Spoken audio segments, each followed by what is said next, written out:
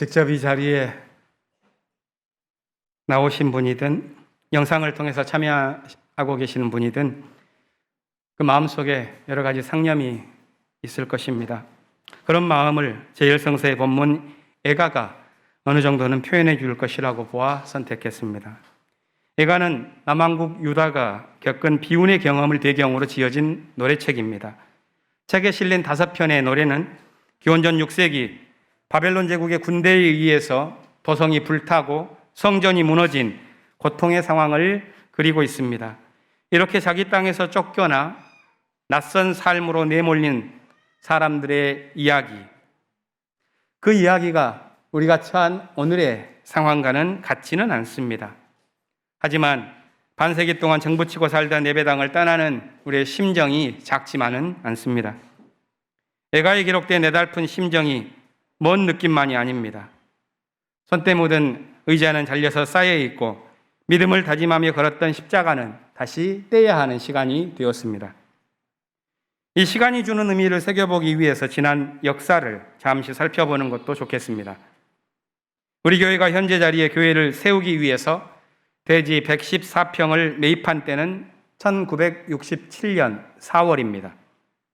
기록을 보면 그해 9월에 기공식을 갖고 4개월간의 건물을 착공하여서 12월에 첫 예배를 드렸다고 합니다. 그 다음 해인 1968년 6월에 헌당식을 가졌기 때문에 그때로부터 꼭 53년이 되었습니다.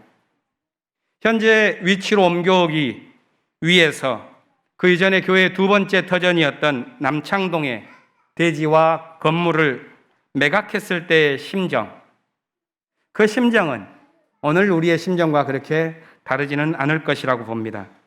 오래전 교회 역사책을 보면 당시의 교인들은 이 명동으로 옮기면서 새 시대가 요청하는 교회로서 새로운 출발을 다짐하면서 옮겼다는 기록이 있습니다. 그렇게 새로운 시대를 향해 출발한 54년 전의 발걸음이 이제는 우리에게 지나간 발걸음으로 기억되어야 하기에 우리는 역사의 회한을 여기서 느끼게 됩니다. 지난 반세기 동안 우리 사회는 눈부신 진보와 변화를 겪었습니다.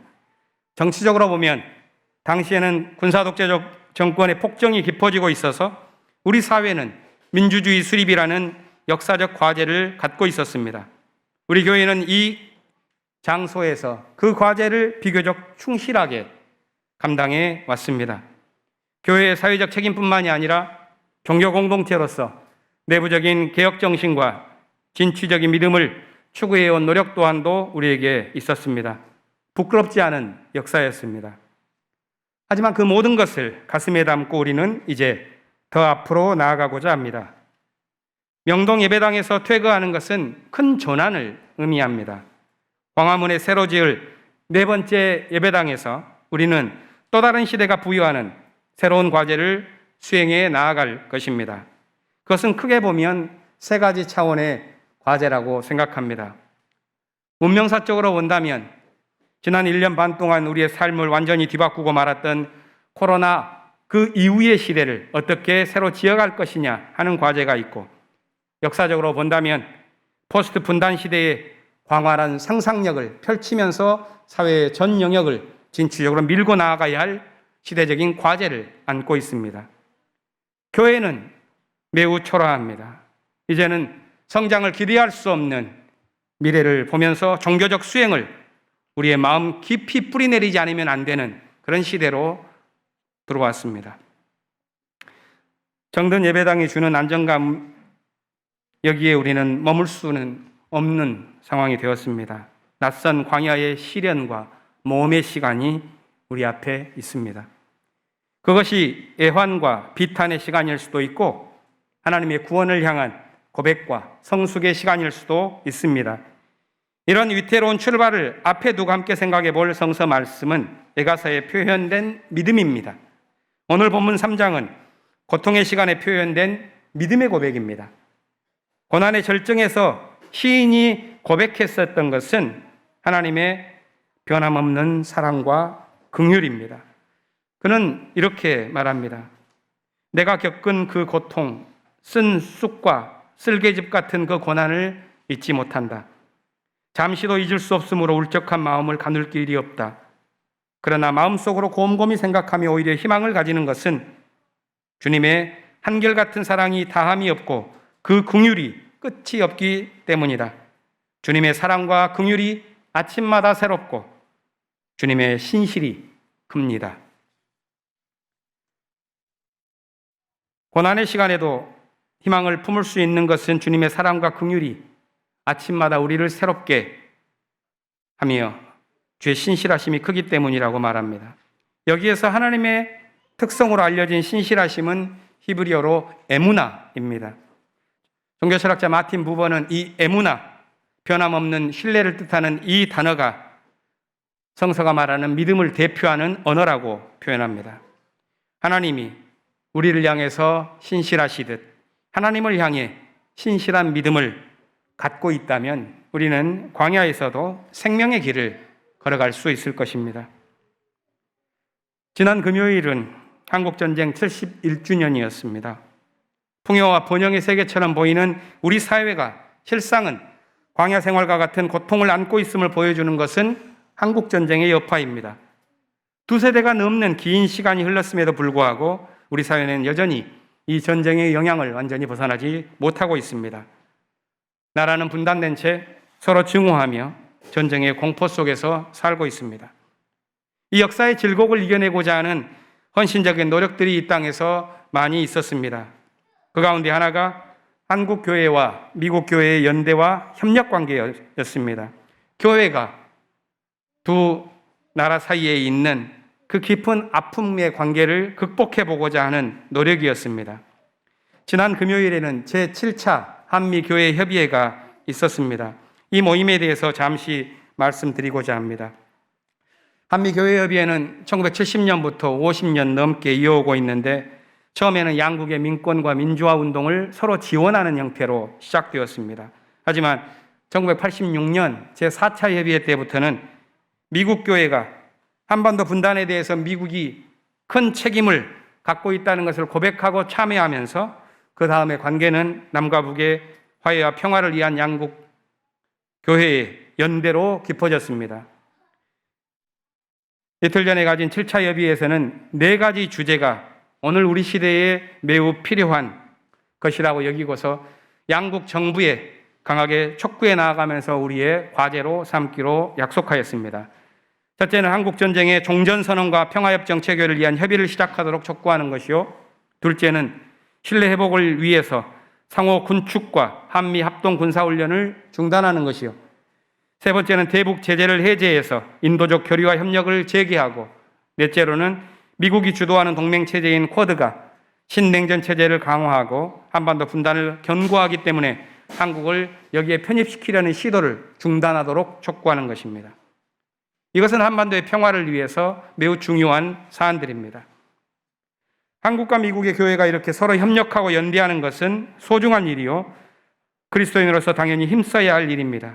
그것이 교회의 존재 이유요, 교회가 생기면서부터 가진 사명입니다. 오늘 고린도후서 8장 본문에서는 마케도니아에 있는 교회가 돈을 모아서 가난으로 고통당하고 있는 예루살렘 교인들에게 보내는 구제헌금을 모으는 일을 적고 있습니다. 바울은 이 일을 유럽의 교회가 할 수 있도록 격려하고 있습니다.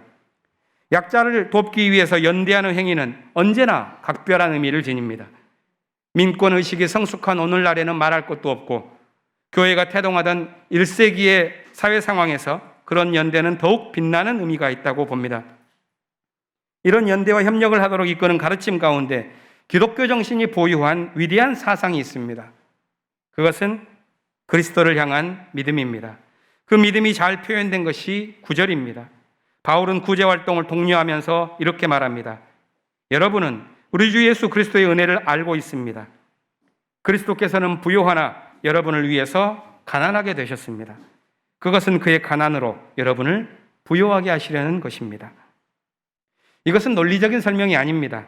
신앙의 직관적인 가르침입니다. 나의 부요함이 스스로 가난해지신 그리스도에게 빚지고 있다는 의식, 이것을 보는 것이 믿음이요, 생명의 세계를 열어가는 열쇠입니다.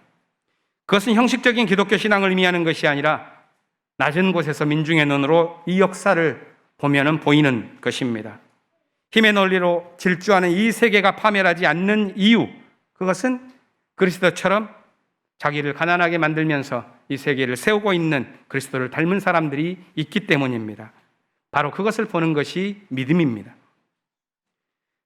지난 금요일 한미교회협의회에서는 미국엔 시시총무인 짐 윙클러 목사님이 마틴 루터 킹 목사의 말을 인용하면서 미국은 세 가지의 질병에 걸렸다고 말합니다.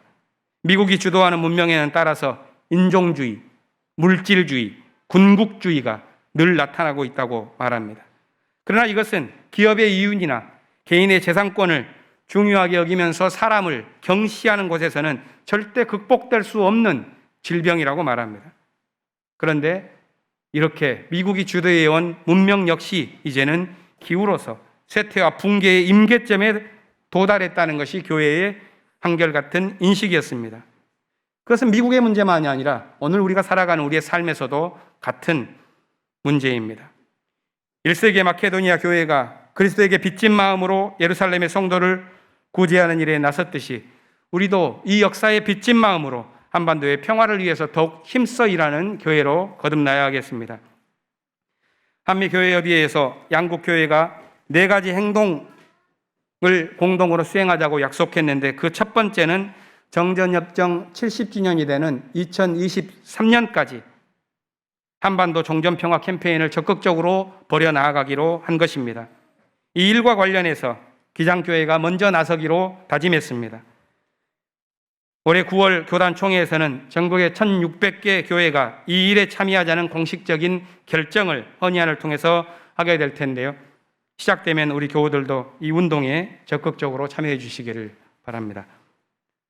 광야 생활을 하는 동안 우리는 한반도의 평화통일 선교를 포함해서 우리에게 주어진 사명을 힘껏 감당하면서 새로운 시대를 잘 준비할 수 있어야 할 것입니다. 광야로 나아가는 삶이 새로운 모습으로 다가오는 역사를 맞서는 것이요. 그 모습이 마치 예수께서 우리를 향하여 달리다 굼 이렇게 외치는 것과 같은 힘찬 행진이 되어야 할 것입니다. 마가복음 본문을 보면 두 사람이 병고침을 받는 이야기가 나오는데 여기에는 수많은 상징들이 들어있습니다. 한 사람은 12년 동안 병을 앓고 있었지만 그 병을 고치지 못하고 더욱 악화되었습니다. 다른 한 사람은 이제 12살밖에 되지 않는 소녀인데 그는 죽어가고 있었습니다. 이스라엘 민족을 상징하는 12이라고 하는 숫자가 반복되는 까닭은 어쩌면 이 두 사람의 이야기를 통해서 민족 전체가 맡고 있는 암울한 현실에 모종의 깨우침을 주려는 마가의 의도도 있을 것이라고 추측합니다. 애가가 바벨론에 의해 제1성전이 파괴된 상황에서 불러진 슬픈 노래라면 마가복음은 로마 제국에 의해서 제2성전이 파괴된 상황을 배경으로 기록된 이야기책입니다. 위태로운 상황에서 애가가 변함없는 신뢰를 강조했다면 마가는 이제 더욱 적극적인 믿음으로 삶을 경이롭게 열어가라 하면서 우리에게 이 이야기를 들려주고 있습니다. 이 두 이야기는 여러 각도에서 살펴볼 수가 있겠는데 오늘은 예수의 말씀에 주목하면서 간략하게 그 가르침을 생각해 보고자 합니다. 먼저 12년 동안 혈루증을 앓은 여인은 절망적인 상황에서 예수께 와서 그의 옷자락을 만졌을 때 예수께서는 누가 나에게 손을 대었느냐 하고 묻습니다. 옆에 있던 제자들은 사람들이 많이 떠밀리고 있는 상황에서 어떻게 그런 물음을 하시냐고 반문하지만 예수께서는 손을 뻗어서 자기를 만진 그 여자를 찾아내 말씀합니다. 그것은 책망이 아니라 격려의 말씀이었습니다. 내 믿음이 너를 구원했으니 안심하고 가라 하는 이 말씀은 이 여인에게 개인적인 발언으로 들려주었지만 실상은 민족의 패망이라는 절대 비극을 경험한 공동체를 향하고 있는 메시지라고도 하겠습니다. 믿음을 잃지 말고 구원을 향해 손을 뻗으라는 말씀일 것입니다. 12살 먹은 회당장 딸의 이야기는 더욱 극적입니다. 사람들이 예수를 찾아와 그 소녀가 이미 죽었다고 말할 때 예수께서는 그 말에 개의치 않으시고 오히려 두려워하지 말고 믿어라 하고 요청합니다. 사람들은 아이가 이미 죽었으니 살리려고 하는 희망이 쓸모없는 것이라고 말합니다. 그것은 비극의 현실 앞에 선 시대의 절망을 대변합니다. 하지만 예수께서는 제자들과 함께 소녀에게 가서 달리다 굼, 일어나라 하고 외칩니다. 그러자 소녀는 일어나 걷게 됩니다. 희망을 잃은 세계에 불어넣은 부활의 경험이었습니다. 마가복음의 이 이야기는 어둡고 불확실한 시대를 살아갈 사람들에게 전한 예수의 말씀입니다. 절망의 시대를 믿음의 시대로 열어 나아가는 말씀입니다. 우리는 이제 광야로 나아갑니다. 지난 50여 년 동안 주어진 과제는 비교적 잘 마쳤다고 봅니다. 민주주의의 화두를 안고 있었던 우리 사회에서 우리 교회는 맡겨진 역할을 잘 감당했고, 그것이 교회의 정문 기둥에 붙어있는 동판의 의미라고 봅니다. 다시 광야로 나아가는 지금 우리는 쫓겨가는 것이 아니라 새로운 시대 소명에 합당하는 사람으로, 공동체로 거듭나기 위해서 우리는 마음을 모으고 있습니다. 광야는 거추장스러운 것들을 모두 버리고 하나님을 만나는 곳입니다. 예수의 꿈을 또렷하게 마음속에서 되새기는 곳입니다. 광야 생활을 하는 동안 새로운 시대로 부르시는 하나님의 음성을 우리가 분명히 듣고 새로운 사명을 우리 마음속에 드높이는 예수의 꿈이 자라나야겠습니다. 지난 시대에 고백했었던 십자가는 떼어서 이제 우리 마음속에 간직하고 새 예배당에서 다시 그 십자가를 걸 때까지 예수의 길을 우리 함께 걸어갑시다. 주님께서 우리 모두의 발걸음을 인도해 주시기를 기원합니다. 잠시 침묵으로 기도하겠습니다.